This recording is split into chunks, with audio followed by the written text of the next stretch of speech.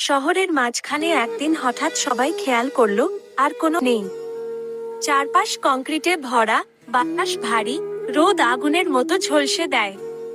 শুধু পুরনো লাইব্রেরির পাশে দাঁড়িয়ে আছে একটি মাত্র গাছ। প্রতিদিন স্কুল শেষে সুমন এসে গাছটার নিচে বসে। এখানে বসলে তার বুকটা হালকা লাগে। একদিন সে দেখলো গাছটার পাতা ঝরে পড়ছে। পাশের দেয়ালে লেখা উঠল, আগামী সপ্তাহে গাছটি কাটা হবে।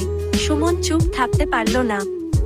সে বন্ধুদের নিয়ে ছবি তুলল, ভিডিও বানালো, গল্প লিখল, গাছটার সঙ্গে মানুষের স্মৃতির কথা। ধীরে ধীরে লোকজন আসতে শুরু করলো। কেউ বলল, এই গাছের নিচেই প্রথম বই পড়েছিল। কেউ বলল, এখানেই বৃষ্টিতে ভিজেছিল। কাটার দিন সকালে সিদ্ধান্ত বদলে গেল। গাছটা বেঁচে গেল।